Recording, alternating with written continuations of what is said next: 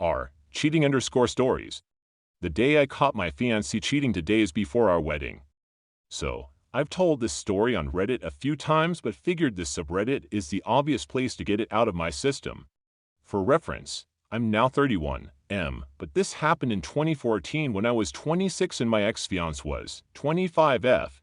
Let's call her Barb. We met in college and dated for 3 years prior to our engagement with a wedding date booked by the 4th year. Neither of our parents are well off financially, and she was attending grad school. So the financial responsibility fell on me, which came to $20,000 that was paid in full. For days prior to the wedding, leading up to that nightmare of an evening, we had our typical mid-20s relationship issues with bouts of poor communication, excessive drinking on weekends, and an occasional fight over trivial bullshit. Aside from that, we had a great relationship and spent a ton of time together figuring out post-college life and in planning for our future. As I said above, the wedding and reception venue cashed my check for days before the wedding and the contract stated this was non-refundable. Over 120 guests were confirmed, a couple dozen from out of state. Tuxes and bridesmaid dresses were fitted and paid, and everything was falling into place. Now let's get to the inevitable shitstorm of events that you're all interested in. Before I keep rambling, the night in question was a Friday evening in our new apartment that we'd moved into a few weeks prior, and we decided to have about a dozen friends over to pregame, head out to the bars in town. Included in this group of friends was my buddy whom I've known since kindergarten. We'll call him Ricky. Barb and I had spent a lot of time with Ricky over the last 3 years, and he was definitely one of my pals, which is generally awesome when your so gets along with people in your social circle. The night started at a local hookah lounge that was BYOB, so by the time we left there, a 1/5 of Jameson and 30 rack of Ewingling were gone and everyone was buzzed. The next 3 hours were spent between 2 to 3 bars that resulted in the entire group devolving into a drunken, belligerent mess.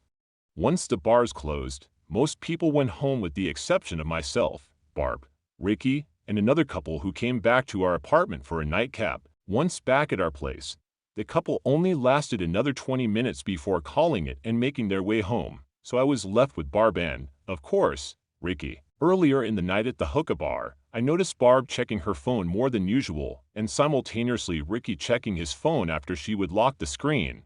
I almost put 2 and 2 together, but why would I worry about them planning anything shady? 2 days before I was supposed to marry, back at my house, I was fairly sober and noticed all the booze was gone, so I was contemplating picking up a couple of 6-packs from a local spot that stays open until 3 a.m. Barb and Ricky were definitely on the liquor and tanked, but there was no reason to suspect anything sketchy would occur if I ran out for 20 minutes. Once in my car and preparing to exit my apartment complex, I got a sinking feeling in my gut that something wasn't right, and it completely freaked me out. So, I called my best bud and he agreed to be picked up and join me on the beer run and accompany me back to the apartment. After grabbing some Bud Heavies and returning home, we walked up to the sliding glass door that led to my living room that had a sectional to the immediate right. We opened the door, took 2 steps inside the apartment, and my ex-fiancé was completely topless and mounted on Mr. Ricky, bloody tonsil deep down each other's throats. The amazing part of the situation was neither of them appeared to notice that my buddy and I were 10 feet away watching their sloppy, drunken escapades. After 7 to 10 seconds of attempting to comprehend the current situation, I lost it, dropped the booze, threw her backward off Ricky completely topless, and landed 2 hard knocks on Ricky while he was still laying on his back with the most terrified look on his face. To put things in perspective, I am 6 feet 220 pounds and have played hockey my entire life. He is 5 feet 6 inches 140 pounds and a runner. Immediately following the assault with my fist, Ricky started snoring, didn't know this was a thing, and was asleep for at least 5 minutes while I was losing my mind over the situation. Without thinking, I called her parents about 10 times until they woke up and demanded they come to pick up their cheating daughter immediately. Their house was only 5 minutes down the road, so they walked in shortly thereafter while I was laying into Barb about her unforgivable, disgusting decision. Her parents frantically walked into me screaming at Barb. Ricky scuttled off the couch, and my buddy mediating the situation. The first thing I told everyone was the wedding was absolutely off. I demanded the ring back and said I'd rather lose $20,000 than spend the rest of my life with a cheating buffoon. Her parents spent the next 20 minutes attempting to talk me out of it, and occasionally defending Barb's actions, saying things like, "Why can't you forgive her?" or "Isn't it too late to cancel the wedding?" Meanwhile, Ricky woke up and the right side of his face had swollen to the size of a grapefruit. and his left eye was completely shut. Kicking him out of the apartment was tough because he was too drunk to drive, so I called his brother that was 20 minutes away and spent that time laying into Barb, Ricky, and her parents. Surprisingly, I was able to stay level-headed enough to express my thoughts in such an extreme state of rage.